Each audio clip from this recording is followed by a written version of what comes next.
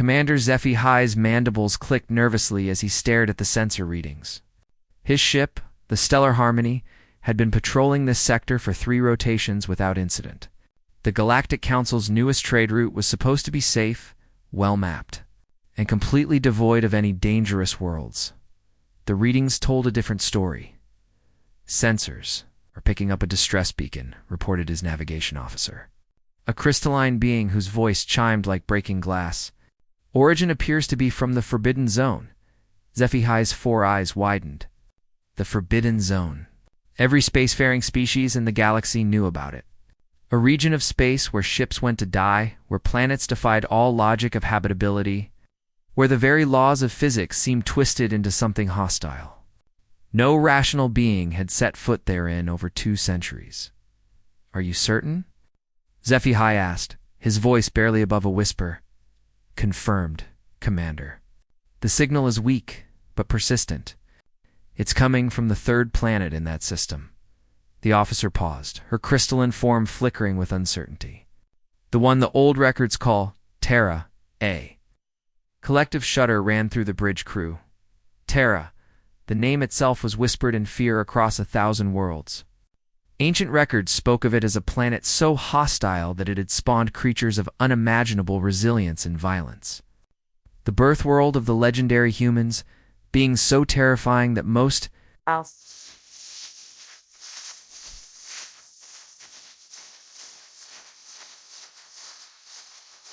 civilizations considered them mythical. "Sir," the communications officer spoke up, "I'm receiving a transmission alongside the beacon." "Put it through," HFY commanded. Though every instinct screamed at him to turn the ship around and flee, static filled the bridge, followed by a voice that made the crew's blood freeze.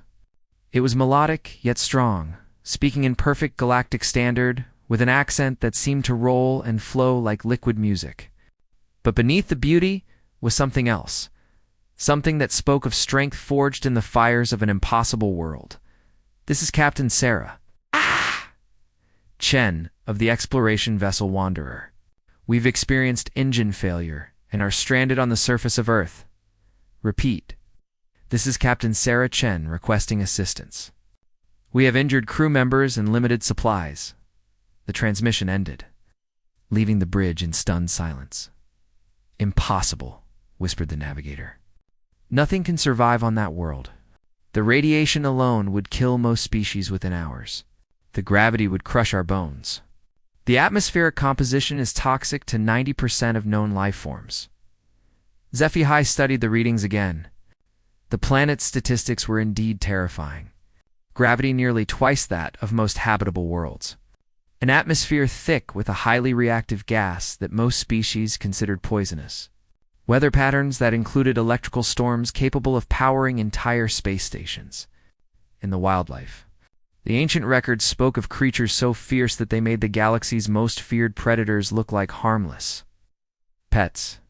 Commander, his science officer, spoke up. Tentacles writhing with anxiety, the thermal readings from the planet's surface show extreme temperature variations, from freezing ice caps to scorching deserts. Seismic activity indicates active volcanism across multiple continents. And, sir, the oceans appear to be composed primarily of dihydrogen monoxide. The crew collectively gasped. Dihydrogen monoxide was known throughout the galaxy as the universal solvent, a compound so corrosive it could dissolve most materials given time. The idea of an entire world covered in vast seas of the stuff was the subject of nightmares. And yet, HFY said slowly, someone is alive down there. Someone who speaks our language and knows our protocols. The communications officer's voice trembled. Sir, I'm detecting multiple life signs on the planet's surface. They appear to be moving around freely. HFY's mind raced. Council regulations were clear about responding to distress calls. But this was different. This was the Forbidden Zone. This was Terra, the Deathworld that had supposedly given birth to the most dangerous species the galaxy had ever known. But duty was duty, and he had sworn an oath to protect all sentient life. Plot a course for the planet, he commanded, ignoring the horrified gasps of his crew. Maintain maximum distance and prepare for emergency jump, if necessary. As the stellar harmony adjusted course toward the blue-green world that hung in space like a jewel of death. Hai couldn't shake the feeling that he was about to encounter something that would change everything he thought he knew about life in the universe. The planet grew larger on their screens, revealing details that defied comprehension. Vast white formations swirled across its surface, storm systems of incredible power that should have scoured the world clean of life. Yet through the clouds, they could see green and brown patches that suggested not just life, but thriving ecosystems. "Commander," the sensor operator reported, "I'm detecting organized settlements across multiple continents. Infrastructure, technology signatures, and sir, some of these energy readings suggest industrial capacity on a scale we've never seen before." "Impossible," HFY breathed. "No civilization could develop on such a world. The environmental pressures alone would prevent any species from advancing beyond primitive survival." But the evidence was there before his eyes. As they drew closer, more details became visible. Cities that stretched 4 kilometers, connected by vast networks of transportation infrastructure. Lights that twinkled like stars across the night side of the planet. And rising from the surface, structures so tall they seemed to scrape the very sky. The communications array crackled to life again. "Unknown vessel. This is Earth traffic control. You are entering restricted airspace. Please state your intentions and prepare for escort 2. Designated landing coordinates." The voice was different this time, male. Authoritative, with that same underlying strength that seemed to characterize these impossible beings. But what struck HFY most was the casual confidence in the tone, as if guiding alien vessels through the airspace of the galaxy's most feared. Deathworld was routine. "This is Commander HFY of the Galactic Council vessel Stellar Harmony," he responded, his voice shaking despite his efforts to remain professional. "We received a distress call from Captain Sarah Chen. Acknowledged Stellar Harmony. Captain Chen is expecting you. Be advised, our escort fighters will guide you to Landing Bay 7. Please follow their lead and do not deviate from the designated flight path." Before HFY could respond, 3 objects appeared on their sensors, approaching at incredible speed. The crew watched in amazement as sleek vessels unlike anything in their databases took position around their ship.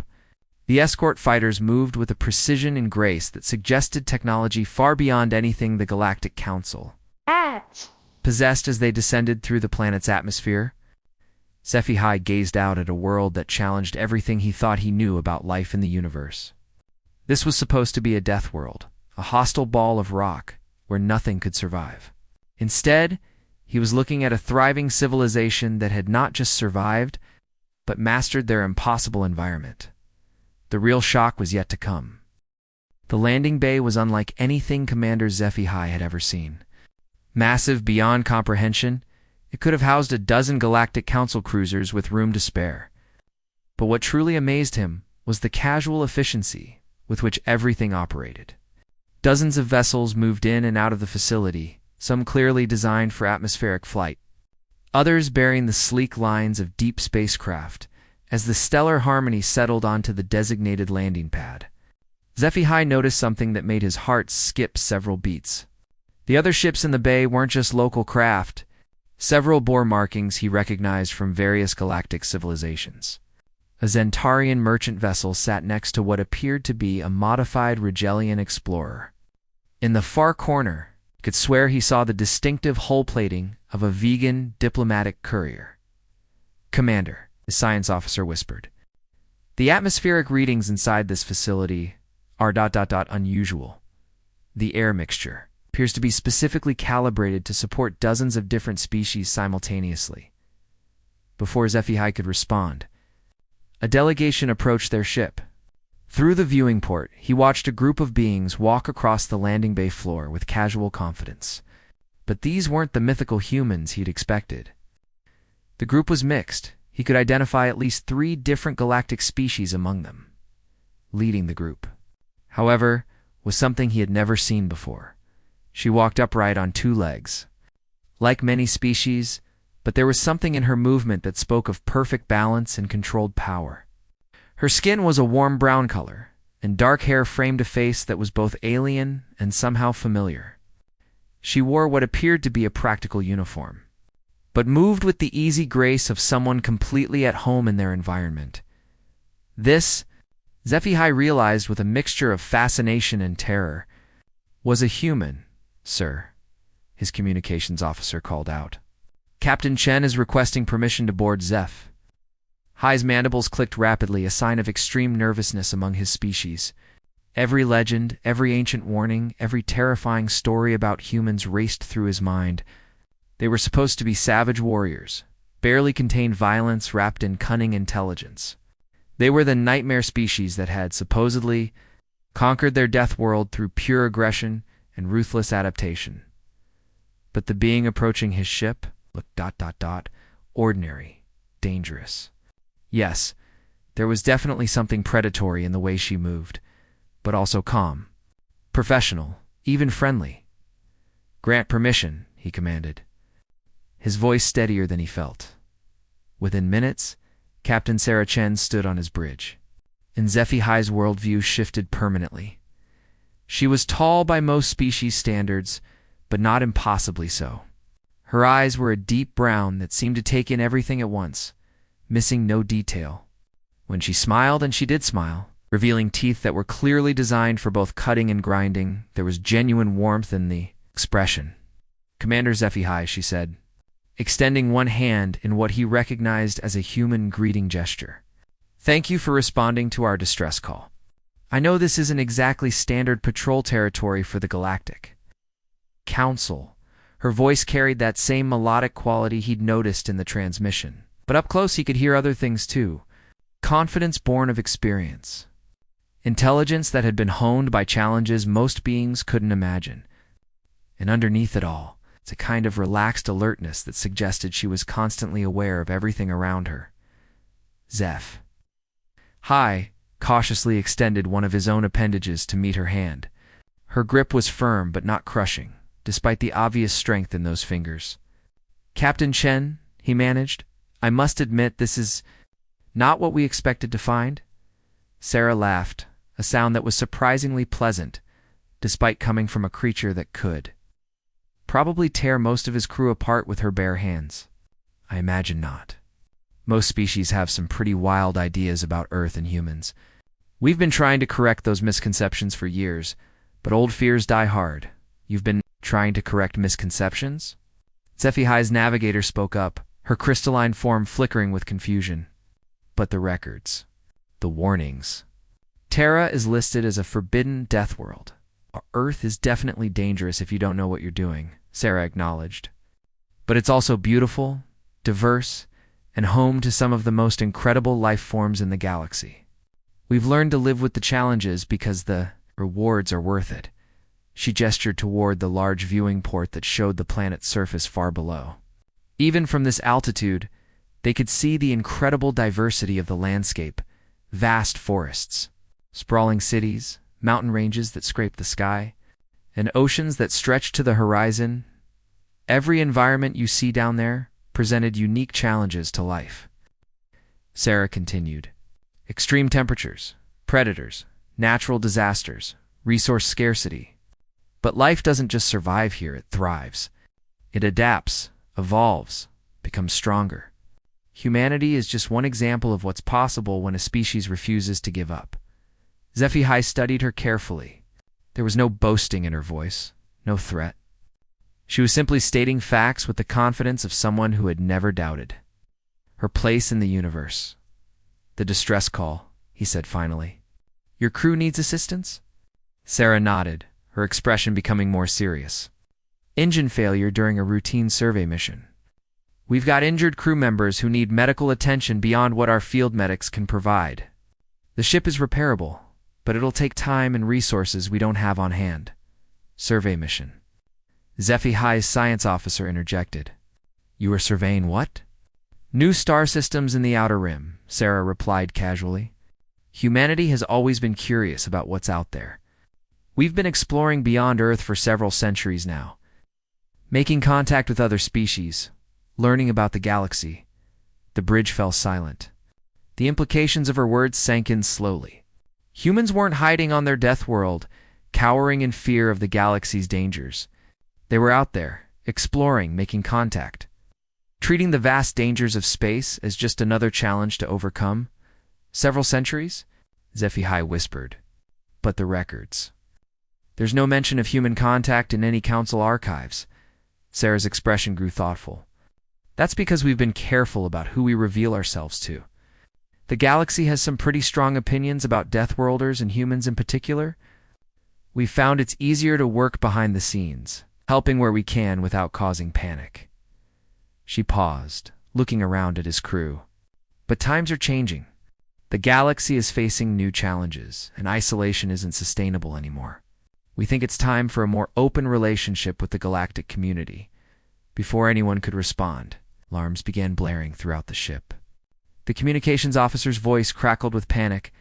"Commander, multiple hostile contacts dropping out of hyperspace? Unknown configuration, but they're heavily armed and moving fast." Through the viewing port, they could see dark shapes materializing against the starfield's sleek. Predatory vessels that radiated menace, even at a distance. Sarah's demeanor changed instantly. The friendly diplomat vanished, replaced by something that made HFY's survival instincts scream warnings. Her eyes became hard as stone. Her posture shifted into a combat-ready stance. And when she spoke, her voice carried the authority of someone who had faced death and won. "Raiders," she said simply. "They've been hitting shipping lanes in this sector for months. Looks like they decided to try their luck with Earth." She activated a device on her wrist and spoke rapidly in a language. Though he caught what sounded like tactical coordinates and weapon specifications, Captain HFY said, "We should retreat. My ship isn't equipped for combat against that many vessels." Sarah looked at him with something that might have been pity. "Commander, with respect, you're in Earth's orbital space now. Those raiders just made the biggest mistake of their very short lives." As if summoned by her words, new contacts appeared on the sensors. Dozens of them, rising from the planet's surface and sliding out from behind orbital installations. The Earth Defense Fleet moved with a coordination and purpose that was beautiful to watch and terrifying to contemplate. HFY was about to witness something that would become legend across the galaxy. The battle began before HFY fully understood what was happening. One moment, the Raider fleet was closing in with obvious confidence. The next, space around. Earth erupted into controlled chaos. The human defense fleet didn't charge forward like the warriors of legend might have. Instead, they moved with calculated precision that spoke of experience and tactical brilliance. Ships emerged from concealment behind orbital platforms, rose from the planet's surface on pillars of fire, and materialized from what seemed like empty space itself. "Stealth technology," Sarah said. Its expression. "We've had to get creative over the years. Earth sits on several major trade routes, and not all our visitors have been friendly. The raiders had numbers, nearly 30 vessels of various sizes, all bristling with weapons. But as HFY watched through his ship's sensors, he began to understand why the galaxy feared Deathworlders. The human ships moved like they were alive. They didn't follow standard tactical formations or predictable attack patterns. Instead, they flowed around the raiders like water, striking from unexpected angles before vanishing into the black. Their weapons were unlike anything in Galactic. Council databases, beams of coherent energy that could slice through armor plating like it was paper. Projectile weapons that fired slugs at velocities that defied physics. And something that looked like controlled explosions in space itself. "Kinetic impactors," Sarah explained, following his gaze. "We fire small objects at significant fractions of light speed. Simple physics does the rest." The raider formation began to crumble within minutes. These weren't the undisciplined pirates that plagued most shipping lanes.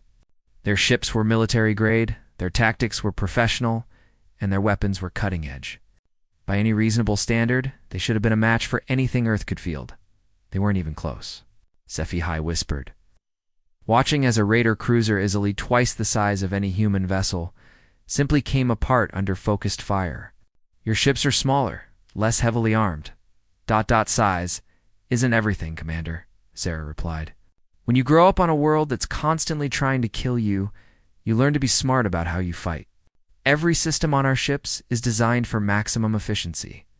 Every tactic is tested against environments that would destroy most technology. And every crew member has spent their entire life adapting to challenges that would break other species, as if to prove her point. A human fighter, no bigger than a shuttle, dove straight into the formation of 3 Raider destroyers. Instead of the suicidal charge, it appeared to be. The pilot used the gravity well of a nearby moon to slingshot around the enemy ships, delivering precise strikes to their engines before rocketing away at impossible speeds. That pilot just pulled 8 Gs through that maneuver, HFY science officer reported in amazement. No known species can survive that kind of acceleration without protective systems. Sarah shrugged. Jenny's from the Australian Highlands. High-G maneuvers are pretty much second nature to her people. The battle was effectively over within 10 minutes, though it took another 5 for the last Raider vessel to surrender. Not a single human ship had been lost. 3 had taken minor damage. The Raider fleet, by contrast, was either destroyed, disabled, or fleeing at maximum speed. "This is Admiral Martinez." A new voice came over the communications system. "Captain Chen, are your guests unharmed?" "All secure, Admiral," Sarah replied. "Commander HFY and his crew are safe." "Excellent.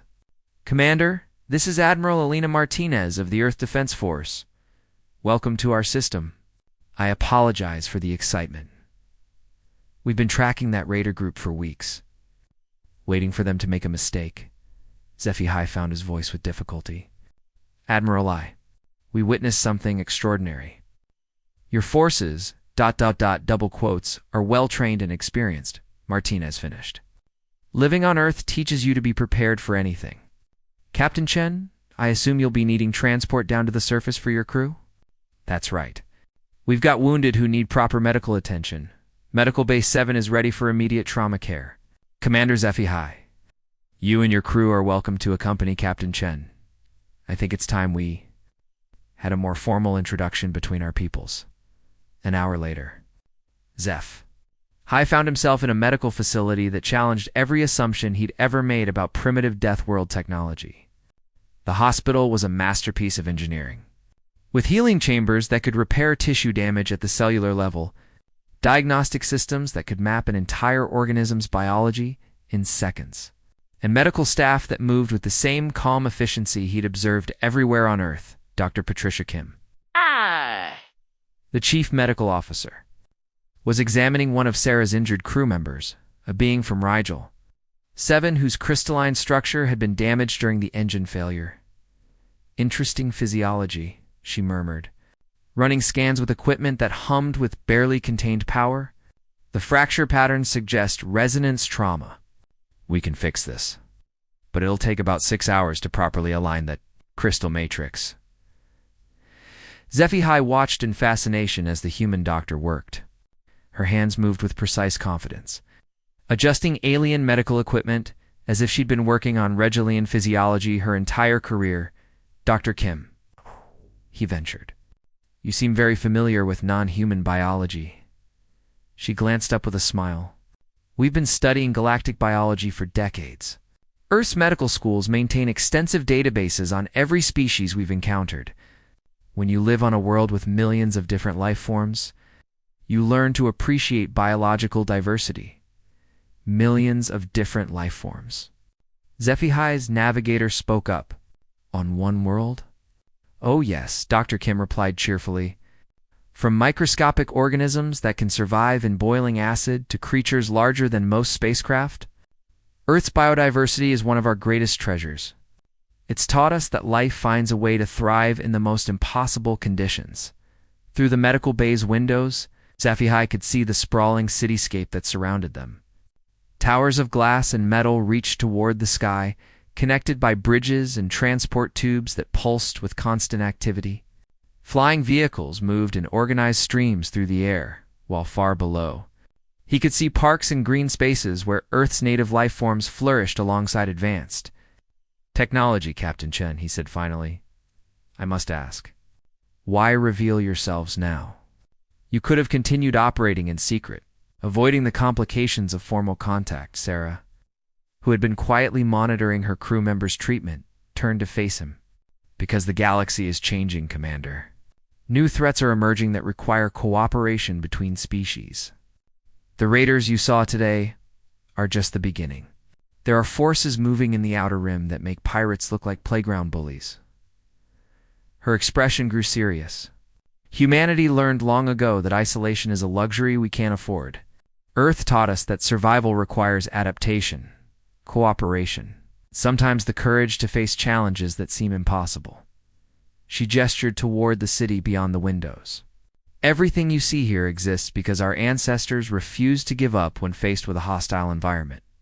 They learned to work with nature instead of against it, to find strength in diversity, to turn challenges into opportunities. And now, she continued, we want to share those lessons with the galaxy. Not as conquerors or saviors, but as partners.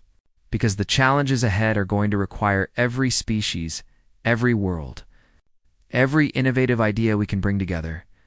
Before HFY could respond, alarms began sounding throughout the medical facility. But these weren't the urgent battle alerts he'd heard earlier. These were different, deeper, more ominous. Dr. Kim's face went pale as she read the emergency display.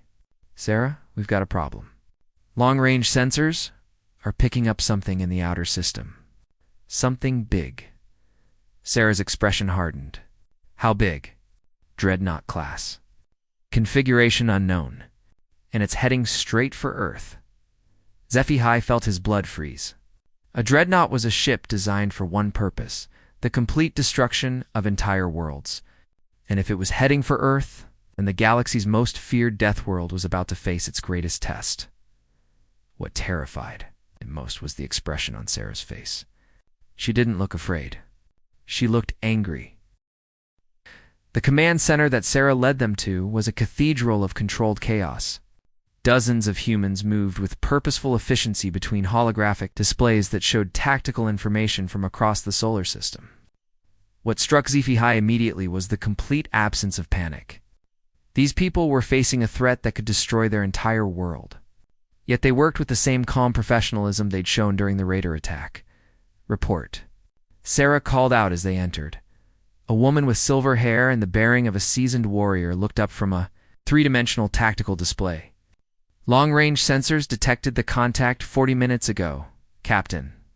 It dropped out of hyperspace at the edge of the system and has been accelerating steadily inward. Size estimate: 12 kilometers long, 3 wide. Energy output suggests full military configuration. And Sarah, ... The woman paused, her expression grim. It's broadcasting Devourer's identification codes. The command center fell silent. Even HFY, who had never heard the term before, felt a chill run down his spine at the reactions around him. Devourers, he whispered. Sarah's jaw tightened.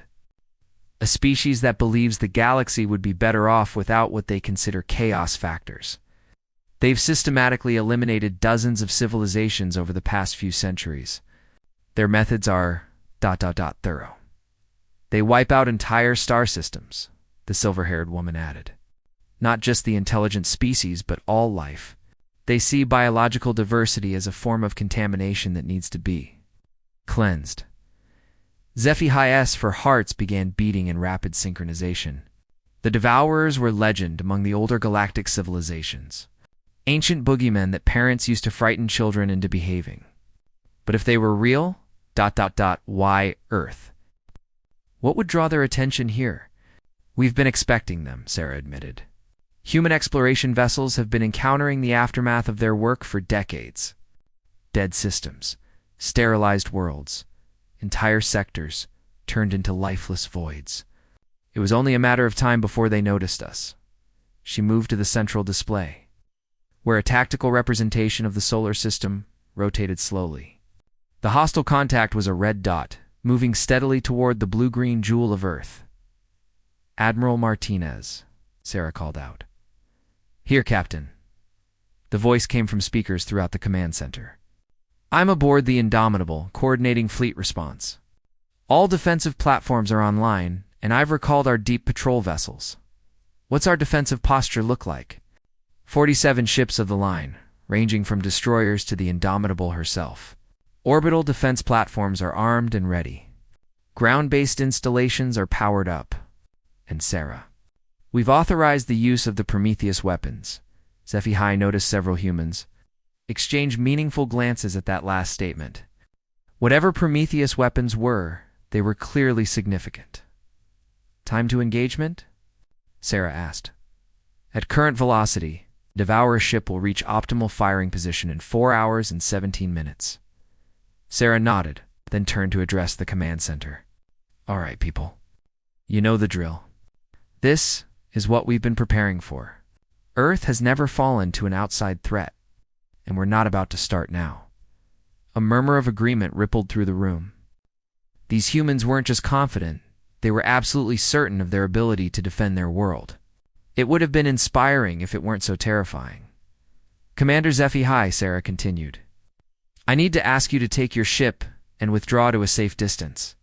This is going to get ugly." Captain Chen. HFY found himself saying, "My ship may not be much in a fight, but we do have advanced sensor arrays. We could provide reconnaissance support." Sarah studied him for a moment, then nodded. "Appreciated, Commander. Take position behind the orbital platforms. Your sensor data could give us an edge." Over the next 4 hours, HFY watched as Earth transformed itself into a fortress.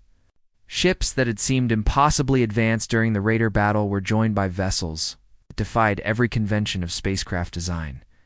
Some looked like they'd been grown rather than built. Now there are organic curves housing weapon systems that radiated barely contained energy. Others were angular constructions of metal and crystal that hummed with mathematical precision. "The fleet composition is unusual," his science officer observed. "Earth has multiple shipyards," Sarah explained over the communications link. "Each one specializes in different design philosophies. The bioships are grown in our Pacific facilities using techniques we learned from studying deep ocean organisms. The geometric vessels come from our lunar construction yards, where we've perfected crystalline matrix technology, and the others." HFY asked, noting several ships that seemed to shift and flow even as he watched them. "Adaptive technology. Ships that can reconfigure themselves based on tactical requirements. We developed them after studying creatures that can alter their molecular structure for survival." As the Devourer Dreadnought approached, its true size became apparent. It was less a ship than a mobile fortress, bristling with weapons that could crack planets. Its hull was a dead black that seemed to absorb light itself, and its energy signature suggested power generation on a scale that rivaled small stars. "All units," Admiral Martinez's voice came over the communications network. "The Devourer vessel is entering engagement range. Remember your training, trust your equipment, show them why Earth stands unconquered." The Dreadnought opened fire first. Beams of annihilation lanced out from its hull, each one capable of vaporizing a city. But the beams struck empty space. The human fleet had scattered at the moment of engagement. Using tactics that seemed to defy logic, instead of forming defensive lines or battle formations, the Earth ships moved like a school of fish faced with a predator. They flowed around the Dreadnought's weapons fire, striking from dozens of angles simultaneously before darting away into the black. "Impossible," HFY breathed. Watching the tactical display, those maneuvers, the GI forces alone should be crushing the crews. "Earth's gravity is 1.7 times galactic standard," Sarah replied calmly. "Our people are used to high-G environments. What would kill most species is just another day at the dumb office for us." The battle that followed redefined HFY's understanding of space combat. The Devourer ship was a monument to military engineering. Its weapons could destroy entire fleets. Its shields could absorb planetary bombardment. Its hull could ram through asteroid fields without taking damage, but it was fighting an enemy that had learned. Warfare on the most hostile world in the known. Galaxy human ships didn't try to match the dreadnought's firepower. Instead, they used speed, cunning, and tactics that no conventional military would consider. They hid in the shadows of moons, used gravity wells to accelerate beyond safe limits, and fired weapons from angles that should have been impossible. The bioships are doing something unusual, a science officer reported. They're secreting some kind of substance into space. Organic warfare, Sarah explained. Those ships can produce various compounds designed to interfere with different types of technology. The Devourers use a lot of synthetic materials in their construction, as if to prove her point. Sections of the dreadnought's hull began to show stress fractures where the organic compounds had settled. The massive ship's shields flickered as the biological agents interfered with their power systems, but the real surprise came when the Prometheus weapons were finally deployed. "What are those?" HFY asked, watching as 3 ships unlike anything he'd seen before rose from Earth's surface. "Something we hoped we'd never have to use," Sarah replied quietly. "Ships designed around a single principle that sometimes to preserve life, you have to be prepared to end it absolutely." The Prometheus vessels were smaller than most of the fleet, but they radiated power that made HFY's sensors scream warnings. As they approached the dreadnought, space itself seemed to bend around them. Sarah Admiral Martinez's voice was tense. "We're reading massive gravitational distortions around the Prometheus ships." "Are you sure about this?" "I'm sure, Admiral. Sometimes you have to show monsters what real monsters look like." The Prometheus weapons fired, and HFY watched in awe as portions of the Devourer dreadnought simply ceased to exist. Not destroyed. It's not vaporized. Simply removed from reality, as if they had never been there. The battle was over in minutes after that. The dreadnought, its hull compromised and its systems failing, attempted to withdraw. It never made it to hyperspace. But as the wreckage of the Devourer ship drifted among the orbital debris, Sarah's expression remained grim. "This was just a scout," she said quietly. "The real fleet is still out there." The interrogation of the Devourer prisoners took place in a facility deep beneath Earth's surface. HFY had been granted permission to observe, though he was beginning to wonder if witnessing humanity's methods was wise for his continued peace of mind. The captured Devourers were unlike any species he had encountered. Tall, gaunt beings with metallic skin that reflected light in unnatural patterns, they moved with mechanical precision. Their eyes were solid black orbs that seemed to absorb rather than reflect light, and when they spoke, their voices carried no emotion whatsoever. "You have delayed the inevitable," the lead Devourer stated in perfect galactic standard. "This world will be cleansed. All chaotic biological systems will be eliminated. Order will be restored." Dr. Sarah Chen sat across from the creature with the same calm professionalism she'd shown during battle. But HFY was learning to read the subtle signs of human emotion, and he could see the steel in her eyes. "Your scout ship is debris," she replied matter-of-factly. "Your crew is either dead or sitting in containment cells. I'd say the inevitable got delayed quite effectively." The Devourer's head tilted with mechanical precision. "You speak as if this outcome matters. We are but one ship among thousands. The cleansing fleet assembles at coordinates your primitive minds cannot comprehend. When it arrives, this contaminated system will be sterilized completely."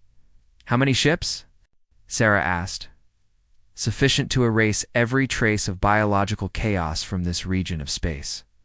Your species shows particular signs of genetic instability. Multiple phenotypes, adaptive behaviors, emotional responses. You are the antithesis of order." Sarah leaned back in her chair, and HFY noticed a small smile playing at the corners of her mouth. "You know what's funny about that assessment? You're absolutely right. Humanity is chaos incarnate. We're messy, unpredictable. We refuse to fit into neat categories." She stood up and walked to the observation window that looked out over an underground garden. Even here, kilometers beneath the surface, humans had created life. Plants from dozens of different biomes flourished under artificial sunlight, tended by automated systems that adjusted conditions for optimal growth. But here's what you don't understand. Sarah continued, still looking at the garden. Chaos isn't weakness. It's strength. Every challenge our world threw at us made us more adaptable. Every crisis forced us to find new solutions.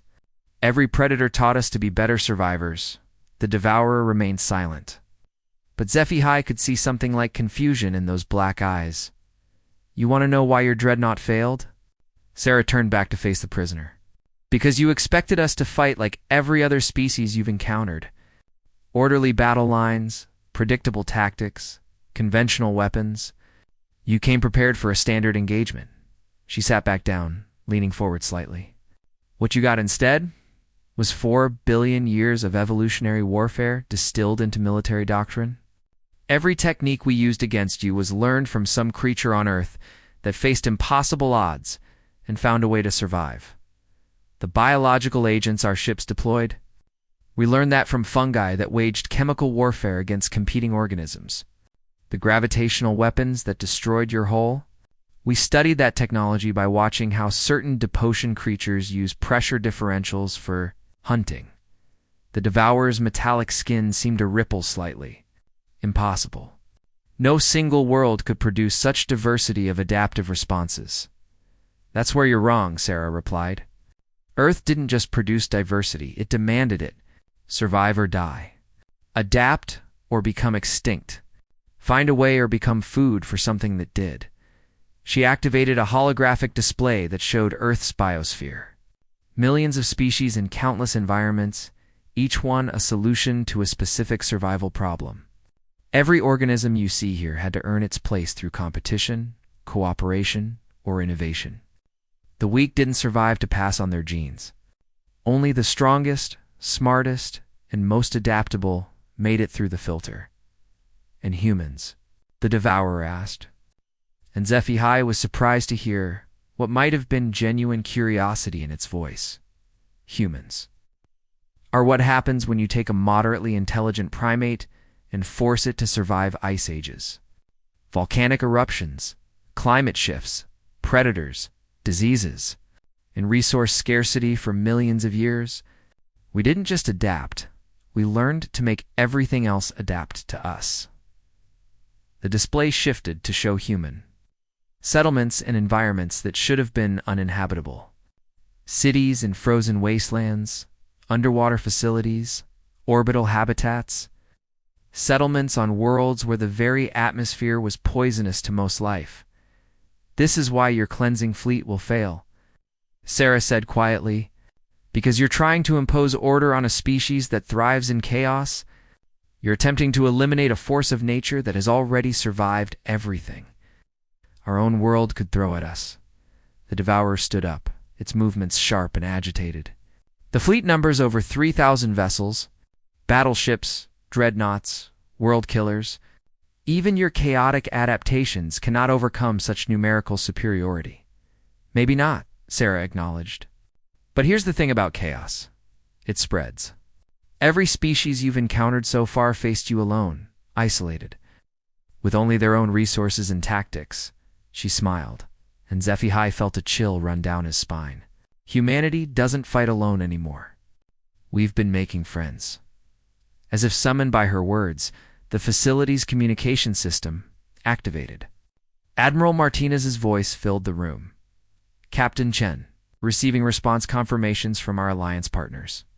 The Regellian Defense Corps is mobilizing to battle fleets. The Centauran Federation is sending their entire rapid response force. The vegan hegemony is contributing their new stealth destroyers. The list continued. And with each name, HFY felt his understanding of the galaxy shift. Species that had been enemies for centuries were uniting under human leadership.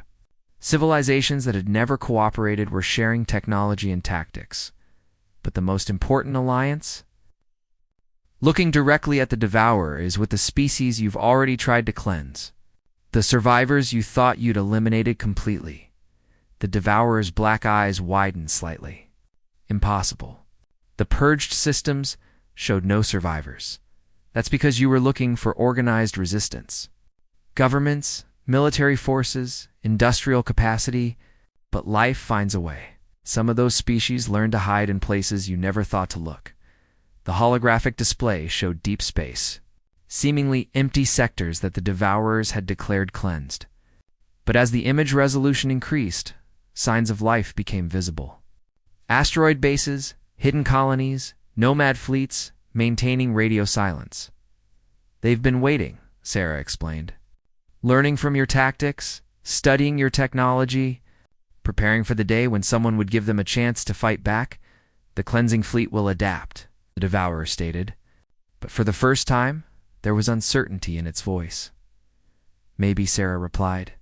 "But while you're adapting to one set of tactics, we'll already be using 10 others. While you're trying to impose order on one species, 50 others will be hitting you from directions you didn't even know existed." She stood up again, her expression becoming serious. "Here's what's going to happen. Your fleet is going to arrive expecting to face Earth alone. Instead, they're going to find the largest military alliance in galactic history, using tactics and weapons they've never encountered, fighting for the right to exist in all their chaotic, messy, beautiful diversity." The Devourer sat back down, and HFY could see something like fear beginning to show in its mechanical movements. "And at the center of it all," Sarah continued, "will be humanity. The species that learned warfare from a world that never stopped trying to kill them. The people who turned chaos into their greatest weapon." She walked toward the door, then paused. "Oh, and one more thing. That garden you saw through the window? Every plant in there is from a world you supposedly cleansed completely. Turns out, when you're trying to preserve life instead of destroying it, you can accomplish remarkable things." As they left the interrogation room, HFY found his voice. "Captain Chen, the alliance you described? It's really possible?" Commander Sarah replied, "When you're facing extinction, species tend to put aside their differences pretty quickly. The Devourers made one critical mistake. They gave everyone in the galaxy a common enemy. But can it work? Can such diverse species really fight together effectively?" Sarah's smile was sharp as a blade. "We're about to find out. The cleansing fleet will be here within the month. And when they arrive, they're going to discover what happens when chaos gets organized." 3 weeks later, HFY stood in the command center of the orbital station Harmony's Edge, watching the largest fleet assembly in galactic history. Ships from 200 different species filled the space around Earth, their diverse designs creating a tapestry of engineering philosophies that defied conventional military doctrine. The Rigelian crystalline cruisers hung in perfect geometric formations, their faceted hulls refracting starlight into rainbow patterns. Nearby, Centauran bioships pulsed with organic rhythms, their living holes breathing in the vacuum of space. Vegan stealth destroyers flickered in and out of visibility, their crews testing cloaking systems that bent light around their vessels. But it was the human ships that drew the eye. They moved among the allied fleets like shepherds among flocks, coordinating, organizing, turning what should have been chaos into something approaching order. Not the rigid order the Devourers craved, but the fluid, adaptive organization of a living system. Fleet composition report. Admiral Martinez announced to the assembled commanders. The holographic display showed a three-dimensional tactical map with over 15,000 vessels marked in various colors. Frontline battle groups consist of 4,700 ships, ranging from Andromedan heavy cruisers to Terran assault frigates. Support squadrons include medical vessels, supply ships, and technical support from 36 different species. Reserve forces total 8,200 vessels and 3 strategic positions. HFY shook his head in amazement. A month ago, most of these species had been strangers to each other. Some had been actively hostile. Now, they were preparing to fight together against a common enemy. "How did you manage it?" he asked Sarah, who stood beside him, studying the tactical displays. "How did you convince so many different civilizations to work together?" "We didn't convince them of anything," she replied. "We just showed them what was possible. Every species here has survived challenges that should have destroyed them. They understand the value of adaptation, cooperation, and the strength that comes from diversity. But the coordination problems. Alone, double quotes, are exactly the kind of challenges humanity thrives on. Sarah finished with a slight smile. You have to remember, Earth is home to millions of different species, all coexisting in the same biosphere. We've had practice making impossible partnerships work. The display shifted to show the approaching Devourer fleet. 3,000 ships moving in perfect formation, their black holes absorbing light like wounds in space itself. At their center, a massive command vessel that dwarfed everything around it. The enemy fleet will arrive in 4 hours, Admiral Martinez continued. Intelligence suggests they're expecting to face only Earth's defenses. They have no indication of the Alliance response. A Rigelian commander, her crystalline body chiming softly as she moved, spoke up. Admiral, our species has studied Devour tactics for centuries. They rely on overwhelming firepower and superior numbers to break enemy formations. Once resistance is eliminated, they methodically cleanse all biological systems, which is exactly what they won't find here, replied Captain Savo of the Centauran Defense Corps, his tentacles writhing with anticipation. Our bioships have been sharing chemical signatures with Earth's organic vessels. When the battle begins, we can release biological agents specifically designed to interfere with Devourer technology and our stealth ships, added Commander Vale from the vegan forces, have been studying Devourer sensor arrays. We can remain undetected until we're practically inside their formation. Sarah nodded approvingly. This is what the Devourers don't understand. They see diversity as weakness, but every different species here brings unique capabilities to the fight. They're expecting to face one enemy. Instead, they'll be fighting 50 different military doctrines. Simultaneously, the next 3 hours passed in a blur of final preparations. Ships took their positions, weapons systems powered up, and crew members from dozens of different species worked together with an efficiency that should have been impossible. Zeph. High found himself thinking about the legends that had surrounded Earth and humanity. The stories of savage warriors from a Deathworld, creatures so violent and unpredictable that the galaxy feared their very existence. But watching the humans coordinate this massive alliance, he realized the stories had missed the point entirely. Humanity wasn't dangerous because they were violent. They were dangerous because they refused to accept that anything was impossible. Contact, the sensor operator announced. Devour a fleet dropping out of hyperspace at Grid 77 Alpha. The tactical display updated. To show the enemy formation, 3,000 ships arranged with mathematical precision, moving toward Earth with inexorable purpose. At the sight of the Allied fleet, the Devourer formation paused. Their perfect order disrupted for the first time. This is Hierarch Prime of the Cleansing Fleet, a cold, mechanical voice filled the command center. You have assembled biological chaos and futile resistance to necessary order. Stand down, and your elimination will be swift. Admiral Martinez activated the fleet-wide communication system. This is Admiral Alina Martinez of the Earth Defense Force, speaking for the Galactic Biological Preservation Alliance. You are ordered to withdraw from this system immediately. Your campaign of genocide ends here? Impossible. Biological systems cannot achieve true cooperation. Your alliance will collapse when faced with superior force. Sarah stepped forward, her voice carrying to every ship in both fleets. Hierarch, you're about to learn something that every life form on Earth understands instinctively. When survival is at stake, impossible becomes inevitable. The battle began with the Devourers doing exactly what their tactical doctrine demanded. They formed perfect attack formations and advanced with coordinated precision, their weapons systems charging for a devastating first strike. But the Allied fleet didn't respond the way they expected. Instead of meeting them in traditional battle lines, the diverse ships scattered in what looked like complete chaos. Regeline cruisers dove toward the planet, using Earth's gravity well to accelerate beyond safe limits. Centauran bioships released clouds of organic compounds that interfered with Devourer sensors. Vegan stealth destroyers vanished from detection entirely, and through it all, human vessels moved like conductors directing an impossible orchestra, coordinating attacks that should have been impossible to manage. Impossible. Hierarch Prime's voice crackled over the communications. No command structure can coordinate such chaotic tactics. That's because we're not using a command structure, Sarah replied calmly. We're using principles of emergence. Each unit follows simple rules that create complex behaviors when scaled up. It's how ant colonies work, how bird flocks navigate, how ecosystems maintain balance.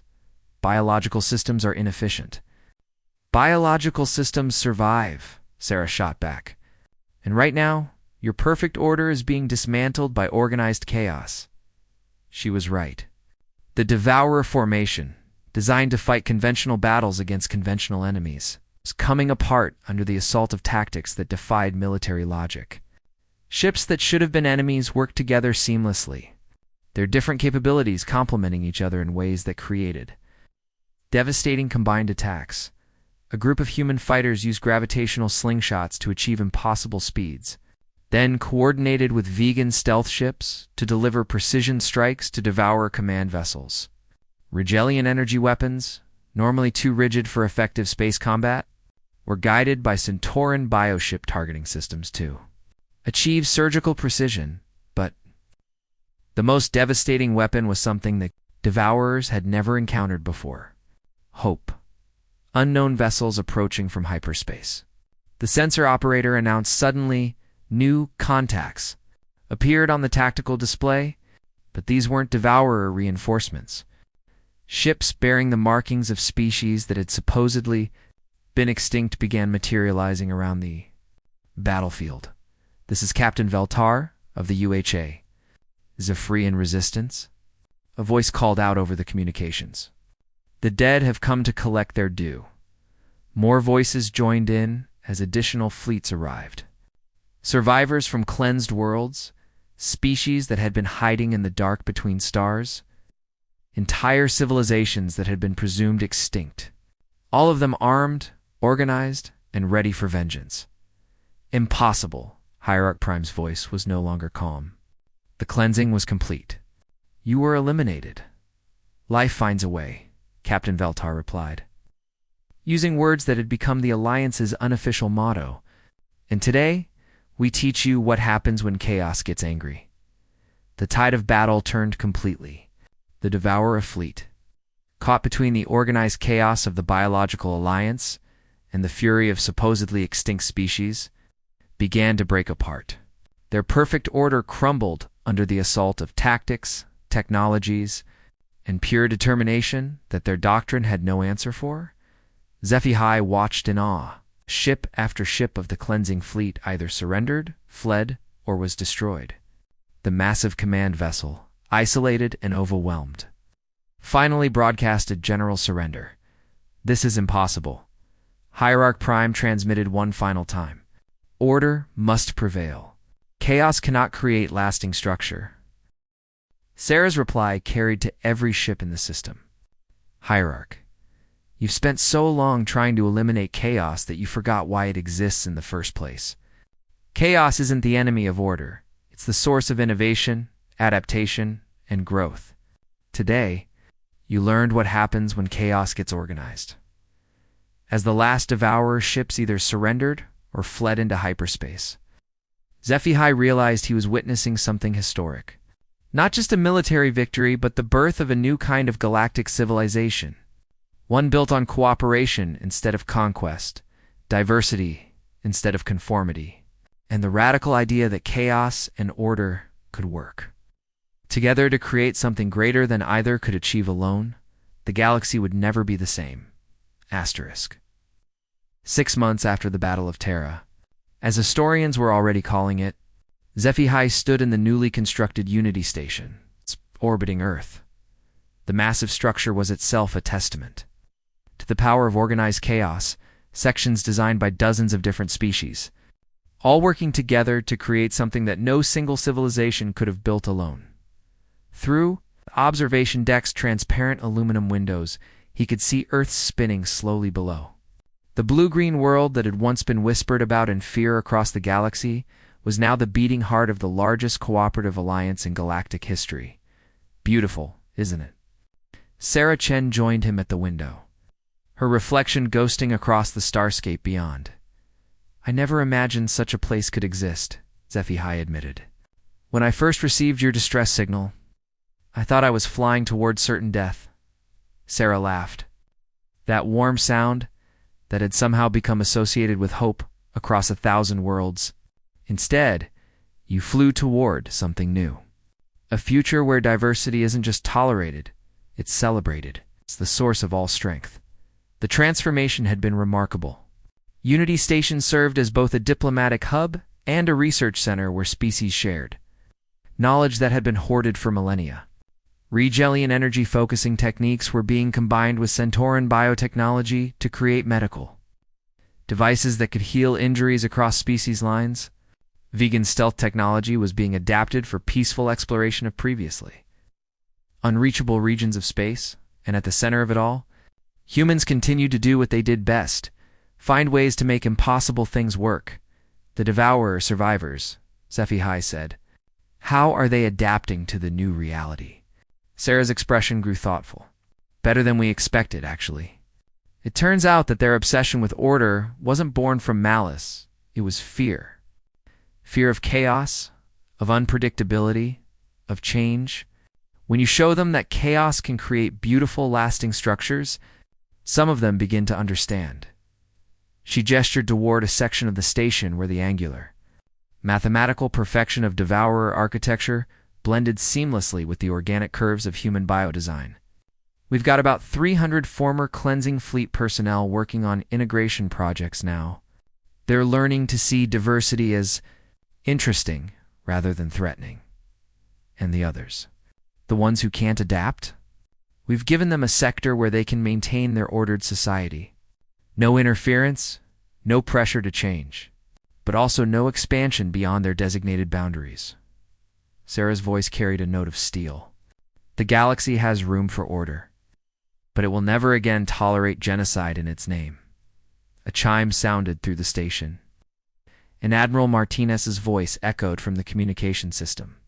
All hands, we have incoming vessels from the Outer Rim territories. Delegation size, approximately 50 ships, unknown configurations. HFY felt his heart skip. First contact situations were always tense, but these days they carried additional weight. The galaxy was watching to see if the Unity Alliance would live up to its principles when faced with truly alien newcomers. Shall we? Sarah asked, gesturing toward the command center. The new arrivals were unlike anything in the Alliance databases. Their ships appeared to be made of some kind of living crystal that pulsed with internal light. The energy signatures were completely foreign, suggesting technology based on principles that no known species had ever developed. This is Speaker of Depths. From the crystalline collective, a voice like wind chimes in a gentle breeze filled the command center. We have traveled far to see if the tales we have heard are true. Stories of a great alliance, where different forms of life work together in harmony. Admiral Martinez stepped forward. Welcome to Unity Station, Speaker of Depths. I am Admiral Elena Martinez, representing the Galactic Biological Preservation Alliance. We would be honored to learn about your people and your culture. We are. Hesitant, the alien voice admitted. Our species has survived by avoiding contact with others. We have seen too many civilizations that speak of peace, but practice conquest. Sarah moved to the communications console. Speaker of Depths, this is Captain Sarah Chen. May I ask what brought you so far from your home territories? We detected the destruction of the cleansing fleet for eons. They have prevented us from exploring beyond our crystalline worlds, claiming that biological diversity was a threat to galactic stability. When their ships stopped patrolling our borders, we began to venture outward and found us. Sarah said with a smile in her voice. Yes, but more than that, we found hope. You see, Captain Chen, the Crystalline Collective is not one species, but many. Different forms of silicon-based life that learn to cooperate within our shared crystal matrices. We thought we were unique in the galaxy. HFY exchanged glances with Sarah. Another alliance. Another group of diverse species that had found strength in cooperation. Speaker of Depths, Admiral Martinez said. Would your collective be interested in joining our alliance? We have much to learn from each other. There was a long pause before the crystalline being responded. We would consider such a possibility. But first, we must understand how such cooperation truly functions. Our experiences with biological life forms have been ... limited. We'd be happy to show you, Sarah replied. In fact, we're planning an expedition to the Whirlpool Galaxy next month, a joint scientific mission with representatives from 47 different species. You're welcome to send observers? The Whirlpool Galaxy? There was something like awe in the alien's voice. That is very far from any known safe routes. Distance isn't a barrier when you have the combined knowledge of dozens of species, Admiral Martinez explained. Regolin navigation techniques, Centauran bioship endurance, human adaptive technologies, and vegan stealth systems. Together, we can go places none of us could reach alone. The conversation continued for hours, with more species joining the communication link as word spread throughout the station. HFY listened as beings who had never encountered each other before began finding common ground, shared interests, and mutual benefits. It was, he realized, exactly what humanity did best. Not the violence and conquest that the old legends spoke of, but the patient work of building bridges between incompatible things. As the formal negotiations wound down, Sarah joined him again at the observation window. Earth hung in space below them, serene and blue-green and impossibly alive. Captain HFY said quietly, "When I first met you, I thought humans were the most dangerous species in the galaxy. I was wrong, wasn't I?" Sarah considered this for a moment. "No, Commander. You were absolutely right. Humans are incredibly dangerous." She turned to look at him, her brown eyes serious but warm. "We're dangerous to tyranny, to stagnation, to the idea that things have to stay the way they've always been. We're dangerous to anyone who thinks that might makes right, that differences should be feared instead of celebrated, and to species like the Devourers. Especially to them, because we represent everything they fear most, the idea that chaos and order can dance together, that diversity creates strength, and that life will always find a way to survive and thrive no matter what tries to stop it." She gestured toward the station around them, where hundreds of species work together on projects that would have been impossible just months ago. "This is what makes humanity dangerous, HFY. Not our weapons or our tactics, but our absolute refusal to accept that cooperation is impossible." "The galaxy feared the Deathworld," HFY said, "understanding at last. And now the galaxy is learning what Earth taught us," Sarah replied. "That the things that try to kill you can also make you stronger. That diversity isn't chaos, it's the source of all innovation. And that when beings work together instead of against each other, there's nothing they can't accomplish." Through the observation window, Earth continued its ancient rotation. The blue-green jewel that had given birth to a species crazy enough to believe that an entire galaxy could learn to get along. Around it, ships from 100 worlds moved in organized patterns that looked chaotic to the uninitiated, but followed the deeper logic of emergent cooperation. The galaxy had indeed feared the Deathworld, but the Deathworld had taught its children to transform fear into hope, competition into cooperation, and chaos into a new kind of order that was stronger than anything the universe had seen before. And as HFY watched new ships arrive from distant sectors, carrying species eager to join the impossible alliance, he realized that Earth's greatest export wasn't technology or culture or even military might. It was the radical idea that different could be better, that diversity was strength, and that life in all its chaotic, beautiful, impossible forms would always find a way to flourish. The Deathworld had become the birthplace of galactic unity, and the species that called it home had shown the universe what true strength looked like. Not the power to destroy, but the wisdom to build something greater than the sum of its parts. The galaxy would never be the same, and for the first time in eons, that was a good thing.